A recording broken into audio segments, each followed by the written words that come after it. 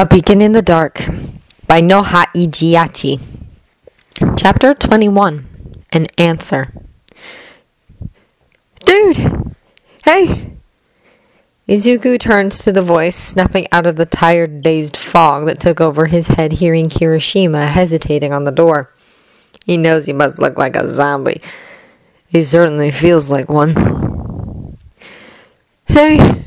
He replies weakly as Kirishima finally gathers his courage and steps into the room. He gets closer, sitting down on the edge of Izuku's bed. Listen, he tries to say before his voice dies out. You feel guilty, Izuku replies. His quirk is turned off. His head still hurts, of course it does. He went and got way over it, and now he's suffering the consequences. Welcome to his life. But it's not hard to pick the tone in Kirishima's voice. No need to. Need to, Kirishima replies with a sigh. I shouldn't have pushed you around like that. You only asked me a question. Midoriya, Kirishima replies pointedly. Don't play dumb. We both know you were not. I knew how you felt and I still asked you something stupid that pushed you to do something stupid. A beat of silence. Which was very stupid, by the way, Kirishima adds. I think I'm aware of that now, Izuku murmurs, tiredly dragging a hand over his throbbing in pain face. Are you? Kirishima asks sarcastically, noises suggesting he's crossing his arms on his chest. Because I had to see you emerge from a dark corridor bleeding from your eyes. That gave me a whole new perspective on the concept of doing something stupid. Oh. Well, that explained some things. I'm sorry. Kirishima sighs. Listen, I was frustrated and I wasn't thinking, and I still am frustrated, frankly, because all I could do while those sons of bitches snatched him away was dumbly stand and wait, and that irritates me. Izuku does not comment, blinking. He definitely could relate. And I know you feel the same way I do, this sense of powerlessness. It sucks big time, Kirishima continues. But Midoriya, you constantly take everything and drag it a step further than it needs to, and if you don't stop, you're gonna get yourself killed for real next time. Izuku turns on his side, his knees gently bumping against Kirishima's back as he sinks half his face in the pillow. I never know what I'm supposed to do, Izuku whispers, muffled. I just want to help. And that is a noble cause, but there's helping, and then there's self-destructing yourself because you think you're not good enough, Kirishima says, his voice a mix of kindness and sadness. Midoriya, I think I can understand a bit how you feel. I don't pretend to fully understand you, but at least a bit. Izuku closes his eyes, trying to hold back the sting of tears. And I don't know what has happened to you through your life that made you think you're not enough. Because I assure you, you are more than that. You've been an unstoppable force ever since you've set foot in class with us. Kirishima continues, a gentle hand finding Izuku's shoulder. His voice was low, strangled, worried. So please, for yourself and all of us, slow down. Give us a chance to reach you and offer our help. If you keep running down the way you are, I'm not quite sure we will get our second year together. Because you'll be dead. The words hang around unspoken. A painful knot has found its way in Izuku's throat as Kirishima spoke. He releases a shuddering sigh, cracking his eyes open just barely. Kirishima is right. Izuku knows he's right. And yet the pain squirmed in his chest, the dark thoughts nibbling at the back of his head. He keeps seeing a scarred knot face burned into his brain, an after image of horror. He hates that the one time his eyes were working, and whatever that hellish dreamscape was, what he had the chance to see was that. The wonders of the world, my ass. Kirishima? Izuku murmurs because he doesn't want to linger on what Kirishima said, on the deep guilt, on the fact that he disappointed everyone that cared for him. And he doesn't want to think about that. Man. How do you look like? Huh? Kirishima replies, perplexed. You. How do you look like? We've known each other for like months, and you're only asking that now? I've been knowing people for years and never asked them once. Izuku replies, a little sarcastic tone in his tired voice. Consider yourself honored. Well... Kirishima starts indecisive. Let me think. I got sharp teeth and a little scar over my right eye that I got when my quirk manifested for the first time. My hair is red.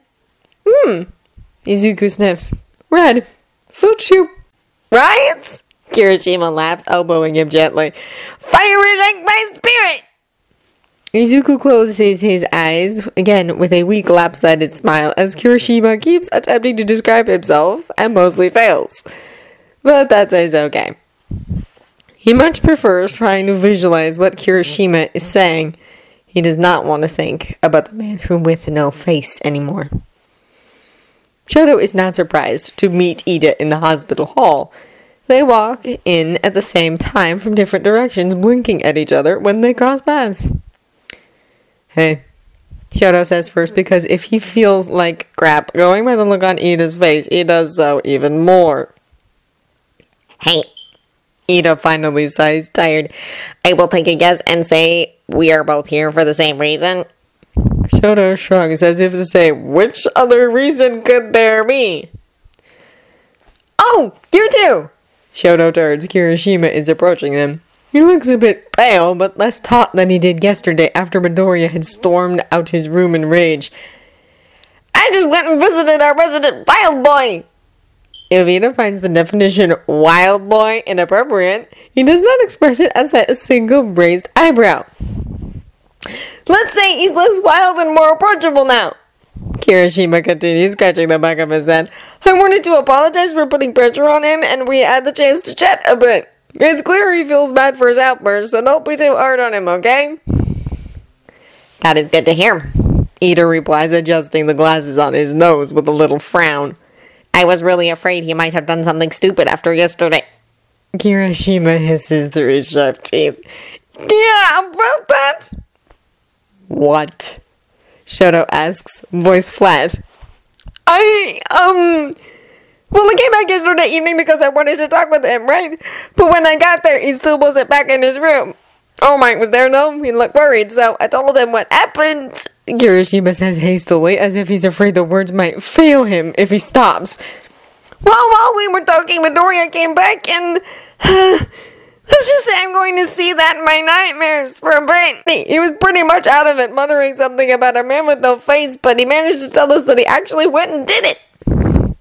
What? Ida exhales. He found Bakugo! Kirishima says with wonder, shaking his head. Can you believe that guy? Granted, they had to give him a transfusion, and he looks like absolute crap right now, so I think he learned his lesson, but he actually went and did it! All Might didn't say a word the whole time when I asked him if he was going to use the info. He told me they were working on everything, and not to worry. Then he just up and left. Kirishima sighs again, putting his hands on his hips. You guys must have nerves of steel by this point. Midoriya is the textbook definition of a handful. My nerves have stopped existing. Ida replies, tired, massaging his eyes behind his glasses. God damn it, he adds in a tiny whisper. I really feel bad for pressuring him, Kirishima says, his voice lowering as his eyes get casted low. I was so wrapped in my own frustration, I did not see his own until it was too late. It's not your fault, Shoto says evenly, dragging a hand on his face. Midoriya! Shoto was so tired. Midoriya, he has a tendency of taking things a bit too intensely. Yeah, I noticed that now! Kirishima replies with a sad, lopsided smile. I kind of scolded him too. Maybe if we keep nagging, at some point something will manage to make it in that thing's skull. You still have hope, oh naive one. Shoto tiredly deadpans, managing to get a small broken snicker out of Ida. Punch her card. We have a point system by now. Kirishima guffaws after launching him a surprised look. You should whip out that sense of humor more often, dude! He says once he's calmed it down. His smile is still a bit tense, but also genuine. Why don't we go grab lunch together after you two are done trying to punch your cards some more? I'll wait for you here. He lost concentration mid-sentence. Again! Toshinori sighs, giving up to the fact he needs to take a pause. He's been trying to read this latest report on the League of Villain Movements for the last 5 minutes. His mind wandering away 3 sentences in, the words not really sinking into his head. He relaxes against the back of his chair a bit, launching a little look at Aizawa 3 seats over. He's reading something too, but his eyes are glazed over, tired. He looks up to the rest of the conference room. Other pro heroes are sitting around focused on taking info like Toshinori himself was trying to do, or grouped up in little circles speaking in low voices. The door continuously opened and closed as people went in and out, busy with the preparations for the rescue mission that was going to take place that evening. Toshinori ought to focus. This was important. The police had confirmed the lead on the League of Villains and the location where young Bakugo was kept imprisoned. This operation was of the utmost importance, now that one of his students' life was on the line. But he was so tired. So tired. Regret and guilt gnawed at his frail heart, making his chest sting in pain at every breath. He kept thinking back to his own words and actions, to the expression of desperate anger on young Midoriya's face when he snapped back at them. To the memory of him stumbling out from behind a corner on unsure legs, the front of his shirt covered in blood, pale as death, streams of red down his cheeks like a twisted imitation of the tears that would always come so easily to his young pupil. Toshinori wondered distantly, what would Nana think of him? She had always been an amazing teacher. She was so good at understanding him back then when he was but a little egg himself. She always managed to find the right words for him, to give him courage, to make him think, to just be at his side in silence when he needed it. Toshinori was an absolute disaster compared to her. All he seems to be able to do is to hurt young Midoriya, to make him sad and angry, and he cannot help but think once more that maybe he would have been happier if Toshinori hadn't meddled in his life. Sadness and anger seemed to be everything Toshinori could give him, apparently. Toshinori snaps out of his musings violently when he feels a pat on his bicep. Gran Torino is sitting at his side. He didn't even hear him move the chair to do so. "You need to sleep," he says. Toshinori sighs, massaging his tired eyes. "I need to read everything before the operation is what I need to do," he replies, voice croaking in his throat. "There's time, and you need to rest. You hadn't been able to sleep at all last night, did you?" Gran Torino frowns at him. "You are sluggish. I will take you off the roster for this operation if you don't go rest right now. Don't think even for a moment that I will not." Toshinori groans. He knows that Gran Torino is serious. He can't be benched for this mission. Young Bakugo needs him. "The same goes for you, Aizawa," Gran Torino continues, and Toshinori sees out of the corner of his eyes Aizawa flinching just a tiny bit and looking up from his own set of documents, a dark expression on his face. "Even if you will have to act as a distraction, that doesn't mean that you don't need to be rested and ready. Go take a nap, the both of you." Aizawa opens his mouth as if replying, but then closes it, the scowl on his face deepening. "We are all worried and angry," Gran Torino says after a long pause, his voice lower, kinder. "Tensions are high, and we already made mistakes." Toshinori doesn't need to ask what it means. "After this mission is over, and that kid is back in our hands safe and sound, you will have time to sit Midoriya down and have a long needed chat with him." Gran Torino jumps down the chair, poking Toshinori's thigh. "He'll be fine. He's got heart, that brat. It's just been a bit misplaced lately. But all you need to do is to open your own to him, and he will understand, okay?" opening his heart. Yeah, that's what he's been doing wrong, isn't it? He closed his heart to young Midoriya, afraid to hurt him again, and in doing so, he hurt him even more.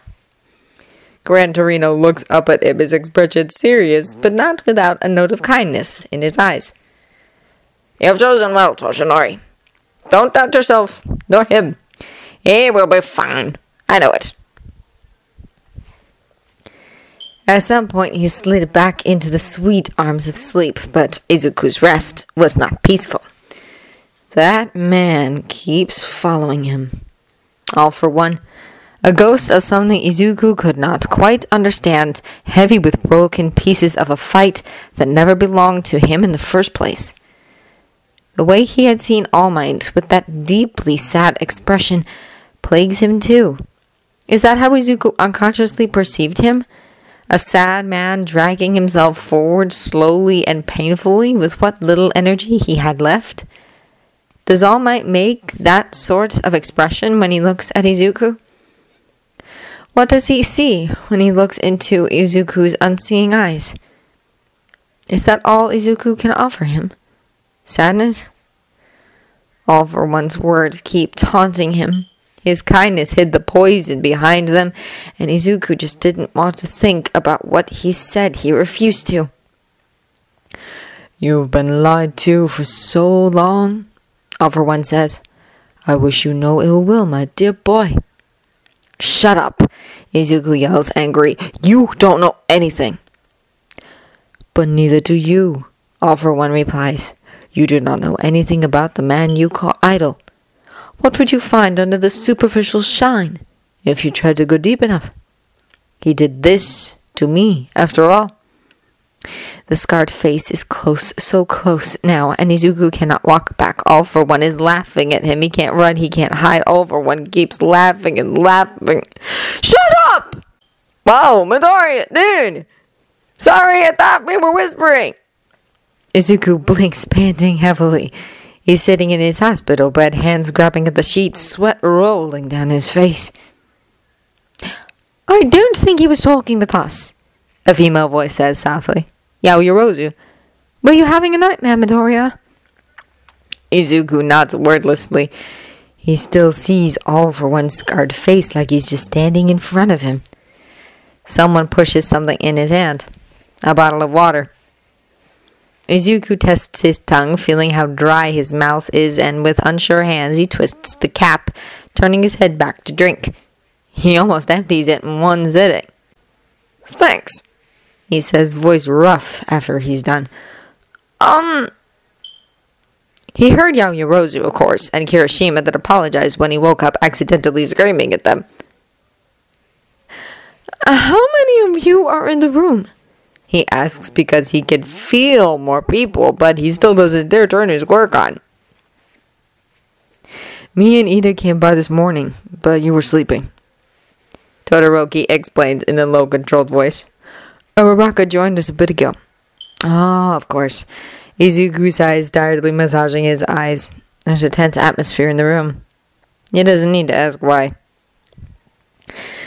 Guys, sorry I snapped at you yesterday, Izuku finally forces himself to say. He opens and closes his mouth a couple of times, silently, words failing him. It always happens, for all his empathic whatever quirk and the easy open way he displays his joy. When it comes to the frail darker parts deep inside him, all that honesty and simplicity comes to lack. You don't have to, Yaoyorozu tries to say, but he stops her, holding a hand up. I do. I have to. I vented my own frustration on all of you, as if all this situation is your fault. Izuku continues slowly. And that is not right. You guys have always been so good to me, have always tried to understand me, and that is the way I repay you? Frankly, that sucked. I suck. You don't suck, Uraraka says, something indefinable in her voice. To be honest, I'm totally mad at you right now. But not for the reasons you think I am. Izuku takes it, silent, lowering his head. Just stop undervaluing yourself so much, Uraraka continues severe. It's sad. And also very disrespectful toward all of us. Like, you're trying to imply that the respect we feel for you means nothing. No, of course not, Izuku replies, guarding a nervous hand through his hair. That's not what I meant at all. It may be not what you meant, but that's how it felt to all of us. Uraraka interrupts him. So stop! The entire point of this conversation is exactly the fact that you do not suck, and you have to stop thinking you do. Kirishima told him something like that too, in the morning. Man, he really done messed up. The silence stretches, Izuku keeping his head low in shame. He feels the bed tipping down, as if someone sat at his side. Midoriya, Todoroki says, voice low. What you said about yourself is not true. Izuku doesn't have anything to say, so he doesn't. Todoroki continues after releasing a deep sigh. I wouldn't be here if it wasn't for you. I would be out there, cold and uncaring, and the thought scares me sometimes. To think about which kind of person I would be now without you. And it pains me to realize how low you think of yourself when you've given me so much. Gulping around a knot in his throat, Izuku slowly turns his head towards Todoroki's soft voice, wondering as usual how he looks like now, which kind of expression he's wearing. And for how selfish it is of me to say this, I still want to be at your side. So please, don't give up on yourself like that. Because I haven't given up on you, and I never will. The knot in Izuku's throat winds as he let out a strangled sob. He shifts forward, blindly finding Todoroki circling his arms around his shoulders. Todoroki tenses for a second, but then relaxes, circling Izuku's waist as one of his hands goes up to gently comb Izuku's hair, much like he did way back at their end-of-term tests. It's fine to be sad, Todoroki murmurs gentle, but you don't need to be sad all alone, okay? Izuku nods against his shoulder, sniffing. He stays there, grateful for Todoroki's firm, gentle presence, until he finally feels the tears recede and his chest a bit lighter. He feels Todoroki let out a little sigh, not letting him go, and Izuku finally shifts his face up. I'm sorry, guys, he murmurs, a bit broken. I really am. You are all right, and I've acted like an idiot. I won't let it happen again, I promise. He hears Uraraka let out a trembly sigh, and then another weight on his back as she sits near them. So you finally got into that big head, the fact that you don't suck? She asks in a low, gentle voice that betrays a bit unsureness, but she playfully pokes his cheek. That finally drags a small, wavering laugh out of Izuku, the atmosphere in the room lightening significantly. I got it. I'm sorry. Izuku sighs a lapse-ended smile on his face. He gently shifts a bit away, relaxing the hug. Todoroki's hand on his hair lifts, to then go rest on Izuku's hand in his lap and stays there. I keep making the same dumb mistakes and let myself get dragged too into my head. If it happens again, please just slap me out of it or something. I'm holding you to it, Midoriya. I will not hesitate, Uraraka says, a grin in her voice. There's a moment of silence before she speaks again, her tone lighter. Anyhow, speaking of another issue, a little red-haired bird told me you asked him how he looks like this morning. A pause. I'm, personally offended. You never asked us that before. Offended deeply and in my soul, Midoriya. Izuku splutters and laughs, surprised as Kirishima says, Hey, this is textbook throwing me under the bus, Uraraka. I'm sorry. Izuku hiccups, trying to stop laughing. I don't know, I needed a distraction, and that just came up. Gee, thanks. I thought that was meant to be some bro bonding moment. You ruined me, Midoriya. Izuku laughs again. Alright, to be honest, I don't usually ask because I can't really visualize descriptions. I don't really remember much of the world before I lost my sight. He finally admits, his heart feeling a bit lighter. All for one is still there, but he's a distant thought in the back of his head, even if only for a moment. But since you clearly care more than I realized, how do you all look like? There's a long silence, and Izuku wonders if he maybe shouldn't have said that. It probably saddened his friends. Well, for starters, Todoroki's hair is like 2 different colors, split right in the middle. One on the left, one on the right. Kirishima suddenly starts enthusiastically, a grin in his voice. Izuku blinks. It is not! It is, I swear! You're shitting me! Izuku frowns. Come on, seriously? When the silence stretches, Izuku can't help but splutter again.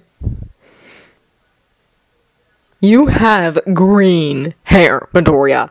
I really don't think you have any leg to stand on. Todoroki replies, a tiny offended note in his voice, turning Izuku's splutter into a full-fledged laugh as he apologizes, squeezing his hand a bit. Ochako looked at the time on her phone. Visiting hours were almost over already. They'd probably get kicked out of the hospital soon if the look the police officer that was stationed out of Midoriya's room launched to her as she got out to grab another bottle of water was anything to come by. They've spent a couple of hours just chatting with Midoriya that looked like death warmed over. And when was the last time he did not? Ochako can't even recall.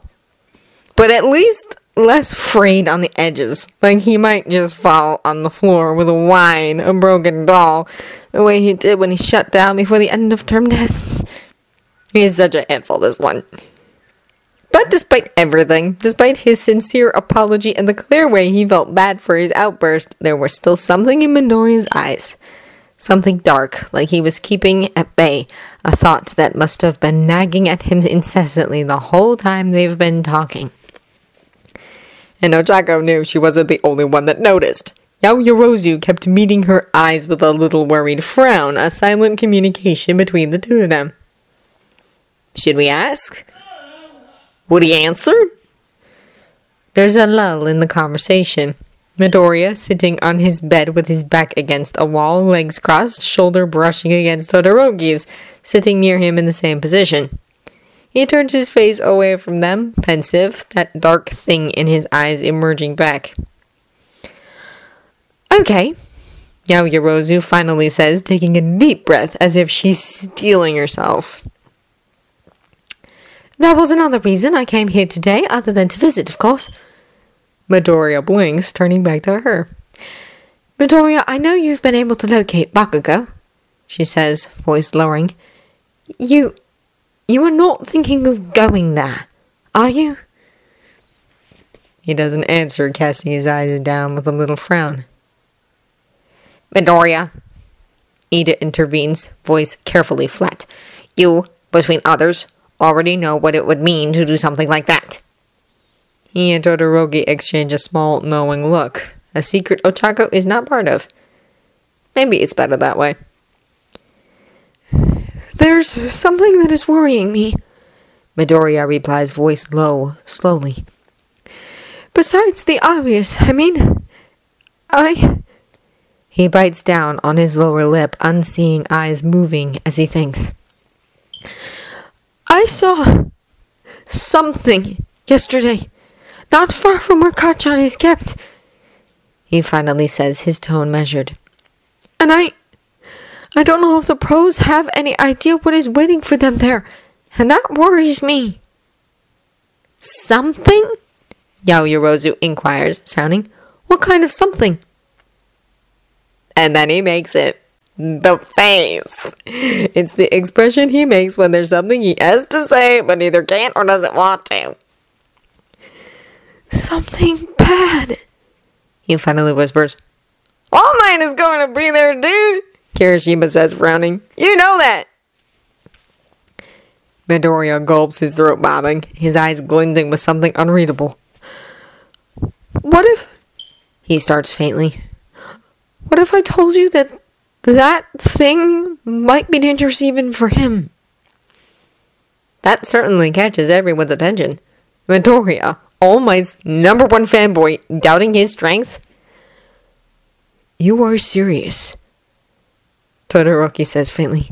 Midoriya, what did you see? He turns to them slowly, his expression a mix of fear and sadness. He doesn't talk, but the look in his pale eyes is enough to perceive a distant echo of the horror he must have accidentally witnessed. This is the worst idea. I know, Ida. I'm only coming to make sure you guys don't do something stupid. So do I. Yaoyorozu and Uraraka added at the same time. Mizuku sighed along with Kirishima. Todoroki was silent at his side, a stable presence. His life felt like he had just given up and went with the flow, surrounding Izuku with a reassuring warmth. It was as if his light was saying, since I can't stop you, I can at least come with you, protect you, which made Izuku feel much more reassured. I know, guys, Izuku replied low as they made their way down the busy streets. Look, I told you, I just want to tell him, alright? Just that. And I just want to make sure everything goes okay, Kirishima adds with emphasis. We don't need to fight necessarily, but we still might be of help. You may never know. Izuku had tried to be reasonable. He tried the mature solution first. Tried to call All Might, and then Gran Torino, and then Aizawa-sensei, and then Agent Tsukauchi. But none of them answered. His friends hadn't asked for whichever reason. Izuku even had All Might's personal number, although it did feel the curiosity in their lights. So here they were. He ended up having to turn on his quirk and ignore the headache that inevitably came back in full force, but at least he could guide them to where Kacchan was kept, counting on the far feel of him on Izuku's radar, and quite the time spent trying to understand where that direction went on a map with everyone else, thanks to the fact Izuku had pinned him down when he connected to him the prior night. And wasn't that something that he had done pretty much unconsciously? He had to explore the possibility more once he will have the time. Hey look, it's Aizawa-sensei, Ochako suddenly said, stopping. Izuku focused over the noise in the street as their little group stopped under what he imagined was some sort of big TV screen. They listened as Aizawa-sensei, Principal Nezu, and Sekijiro-sensei gave their apologies for what has happened during the summer camp, reporters tearing into them, question after question. They are treating them like it was their fault, Ida murmured, clearly irritated. The atmosphere around them has turned pretty heavy, Izuku's eyes turning his head away toward where they were directed. Let's just go, he mutters sadly. The words of Aizawa-sensei, how he had told Izuku that he had taken personal responsibility for him, emerged into his mind, making him feel more than a bit guilty for the fact they were out there in the streets instead of staying put as they've been told to do. He really ought to apologize to Sensei after this nightmare would be over. This is where I saw that thing, Midoriya whispers, voice serious. Tenya looks around nervously. They had turned away from the more trafficked streets, going through a path leading in a less than savory part of town, sticking close to one another as Midoriya led them without a falter in his step. Looks like some kind of warehouse, Kirishima whispers back. I can take a look inside. I know what's inside already, Midoriya replies, a drop of sweat rolling down his pale face. That place is full of Nomus. They all turned to look at him with wide eyes. What? Tenya hisses. Is that what you... That thing is in there, too. Midoriya continues, his voice hitching a bit. He's starting to tremble. It's waiting. The way he said that sent a shiver down Tenya's spine. What do we do then? Kirishima whispers, turning to look at Midoriya with a frown. This is not the place they're keeping Bakugo, though, right? No, we have to keep going down this road. Midoriya hesitates. Maybe we should warn someone of the Nomus. He tiredly massages at his forehead like he just now realized the incredible amount of flaws in their little plan. Let's just keep going, he finally says. Once we reach the pros, we can tell... Run! It happens before Tenya can even register Midoriya's yell. There's a strange noise, squishy and wet, right above their heads, and when he looks up, the giant form of Mountain Lady is falling from the sky. Tenya grabs Uraraka and Yaoyorozu that were closer to him and darts forward, just as Midoriya does the same with Kirishima and Todoroki, lighting up with that mysterious glow that seems to give him his amazing speed and strength. They managed to get away just in time, the shockwave of the giant woman hitting the ground, sending them tumbling into concrete as debris fly over their heads. Tenya turns around, his arms still circling Yaoyorozu and Uraraka protectively, watching Mount Lady sit half the warehouse in pieces under her weight. "Ow!" she mutters, and there are more squishy noises, a strange black goo appearing apparently in thin air, spitting out pro-hero after pro-hero in the warehouse in the middle of the street. "Get up, get up, get up, get up, get up!" Midoriya is frantically whispering, eyes big as plates on his pale face. He still has his arms around Kirishima and Todoroki's waists as he hauls them on their feet before crouching near Tenya and the girls to do the same. "We have to hide! Now! Now!" They don't hesitate, letting Midoriya push them down the street towards a wall, exchanging silent, worried looks. Tenya looks behind himself one last time before Midoriya can push all of them behind the corner. A man with a suit and a strange sort of mask is standing in the middle of the half-destroyed warehouse, Nomu slowly rising from the floor around him. Tenya's heart stops beating for a second. Izuku is cursing up a storm in a low hiss. He can't help it. Everything went wrong right away. They were just supposed to reach the pros and warn them. He was just supposed to go to All Might and tell him of All for One. They had been too late. He's thankful for Ida's presence of mind that had pushed him to sprint forward, just as Izuku did the same with Todoroki and Kirishima. Hadn't it been for him, Uraraka and Yaoyorozu might have ended squashed under Mount Lady. His classmates' lights felt confused after they ended up hitting the concrete painfully but the shockwave of Mount Lady's fall. But thankfully none of them seemed hurt as Izuku frantically dragged them up to stand, guided them to hide before All for One could notice them. "Midoriya." Ida's voice was barely there, choking with fear. "That man. It's him!" Izuku hisses back, trying to will his body to stop shivering. The mere presence of All for One is suffocating, and apparently not just for him, going by the absolutely terrified stillness of the lights at his side. Shit! What do I do now? I even dragged all of them into this. What do I do now? Izuku thinks frantically as more and more lights seem to be teleported by All for One's goo on the spot. A hiccup itches in his throat when another familiar light gets spit out on the scene. Kacchan!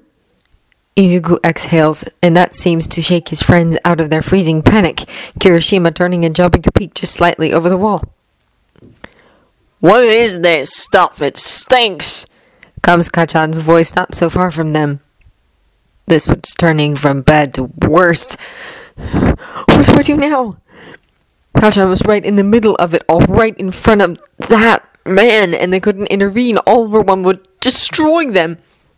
His mind flashed to him nightmarish feelings. The idea he could feel his friend's light contort and disappear like All Might's One for All did way back at the USJ. He almost vomited at the mere thought he could feel their lights disappear one by one. Todoroki and Uraraka and Ida and... Izuku couldn't risk his friends' lives, not like this, and they weren't even supposed to fight. They weren't... An idea came to him as he blinked, still frozen on the spot, shivering with cold sweat running down his face as he tried to calm his increasingly shortening breath. "Guys," he says, low, ignoring the broken note that scratched against his own throat. "Listen, I think there's something we can do." Toshinori is furious as he flies. Everything went wrong.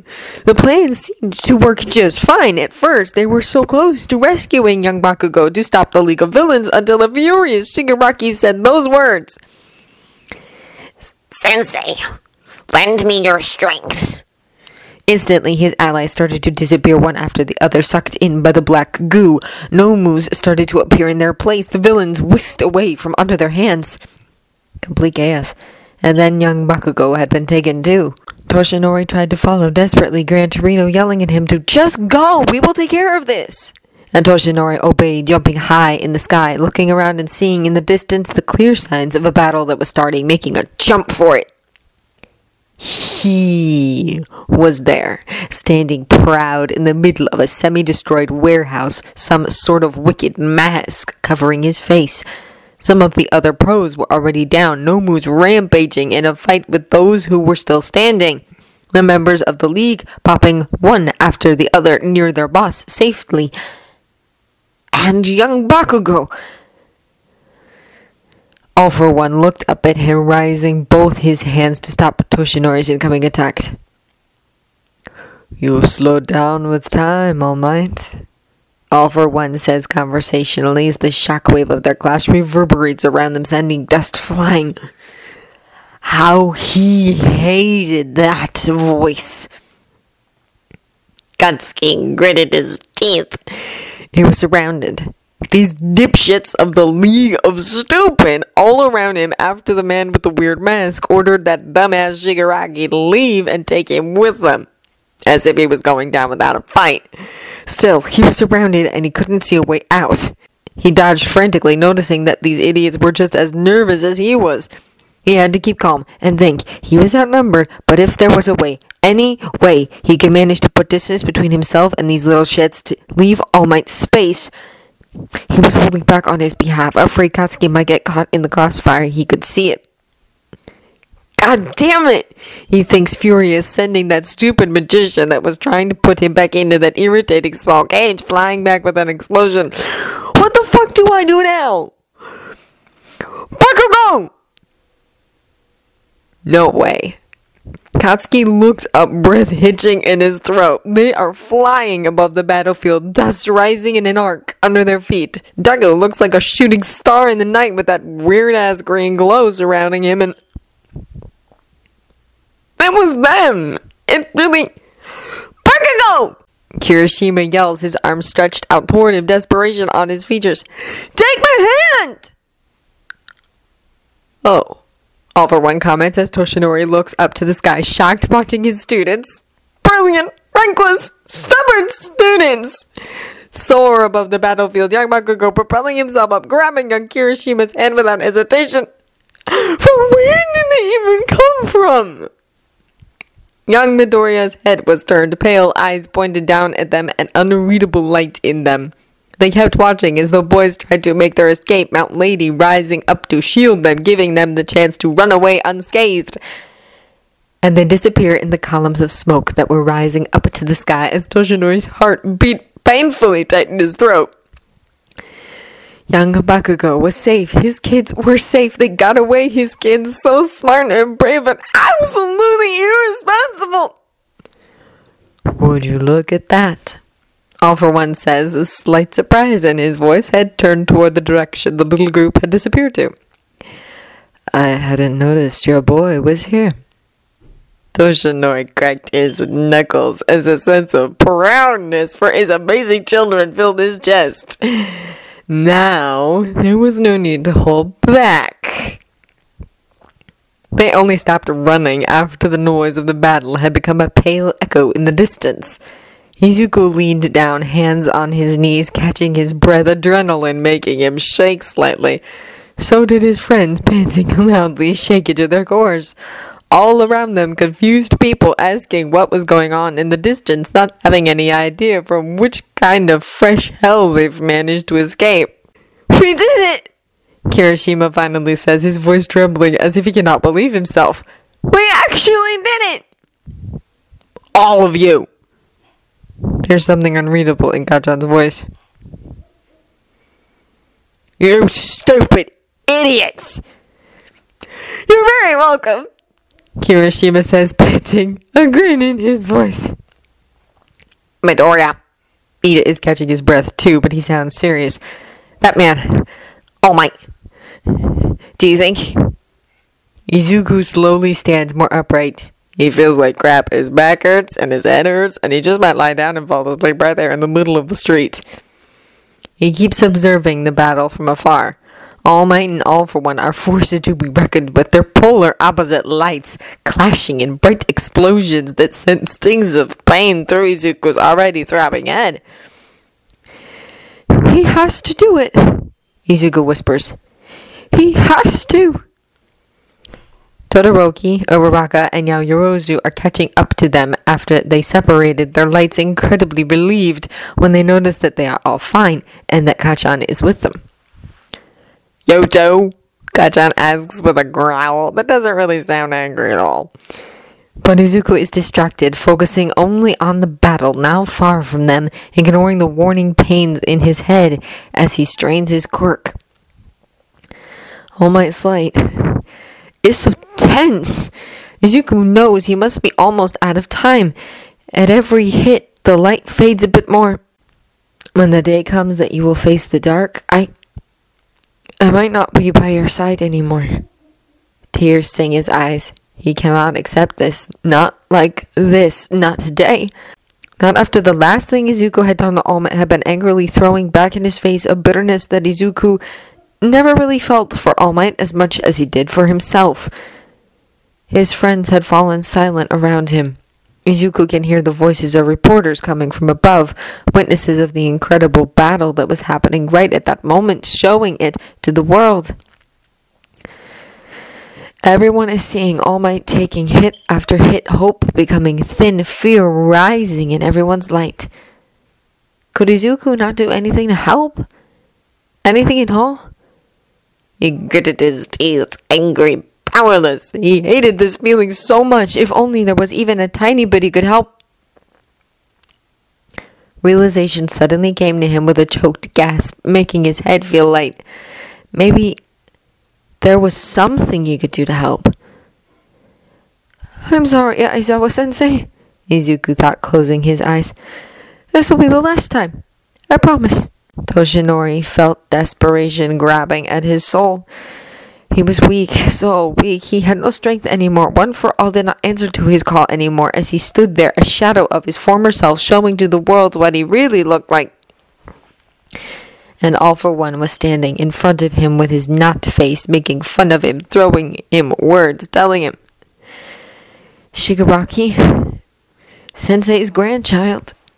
How could it be? Was destiny really this cruel? Had All for One chosen that boy with the sole purpose of hurting Toshinori?"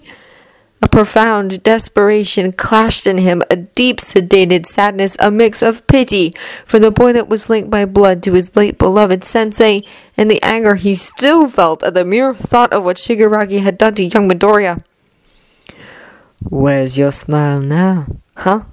All for One teases, tilting his head on a side. "Where are your ideals, symbol of peace? The people out there are calling to you. Can you hear them?" "Oh." Toshinori blinks at the surprised tone in All for One's voice. He seems pensive. Then something seems to connect with Toshinori, something inside him. He feels strange, as if there's someone closely standing right next to him. "Your boy is here too," All for One says, careful. "Can you feel him?" Toshinori takes a deep, shaky breath. His eyes see nothing other than the enemy and the destruction around them. No one else, definitely not young Midoriya, and yet, yes, he can feel him. "Dear boy, it is such a pleasure to have you with us too," All for One says, opening his arm in a grandiose gesture. "I admit I did not imagine I would meet you a second time so soon. You are truly full of surprises, Midoriya Izuku. So did you reflect upon what I have told you during our first meeting?" Toshinori has no idea what is going on anymore, and a small jump shakes him when he hears young Midoriya's voice loud and clear from inside his own mind. "Yes, I did," he says, tone flat. "So what is your choice, now that your hero has shown his true colors in front of everyone? Do you have an answer, my boy?" All for One asks, amused. Yes! Young Midoriya's disembodied voice says, and somehow Toshinori feels it. A sliver of strength coming back in him like a gentle warm hug, as if young Midoriya himself is right there, protective arms around Toshinori's shoulders, channeling the force of his One for All right back into Toshinori. All for One smile disappears from his nut face when Toshinori transforms again, strength flowing through him. Toshinori feels as if young Midoriya's hands are still on his shoulders, firm, as if he doesn't want to let him go. He speaks once more, his voice a low hiss of focused rage. I do have an answer, All for One. Go fuck yourself! Ochako can't stop looking, can't tear her eyes away from the screen, hanging above them, showing them the raging battle, her hands on her mouth. Everyone is frozen, suspended, almost not breathing, as they watch the final incredible punch of All Might connecting with the villain, finally stopping him, sending him sinking into concrete to never move again. The man, a symbol larger than life, rising his fist to the sky in victory. Everyone around them explodes in jubilation, screaming and laughing and chanting the name of the greatest hero of all. But Ochako keeps watching, unable to move, as the man shifts and turns once more, becomes smaller. His features so familiar, because she knew him already. She had seen him, holding a wounded Midoriya tight to his chest with an expression on his face that suggested his entire world was coming undone around him. In the hospital, watching Midoriya suspended between life and death, as if he wanted nothing more than to reach over to hug him, a sadness too deep to be expressed with words on his face. Putting a friendly hand on Midoriya's shoulder, smiling at him, laughing with him, clear signs of an affectionate relationship between them. He had seen him, a family friend, according to Midoriya. Midoriya that jumped too high and ran too fast and hit too strong, torturing himself with worry. He was standing there now, his identity bare in front of everyone's eyes, head turned to the sky, eyes closed. Thank you. His voice is picked up by the microphones of the reporters, tired and yet strong, clear as day. And then, You're next. the excited crowd replies with more noise, more joy, more enthusiasm. Ochako slowly turns around. She can see she's not the only one between her friends to be doing so. They look at Midoriya behind them, standing still and silent with his eyes closed, blood dripping from his nose. There's an expression of deep, sedated sadness on his face, tears running down his cheeks.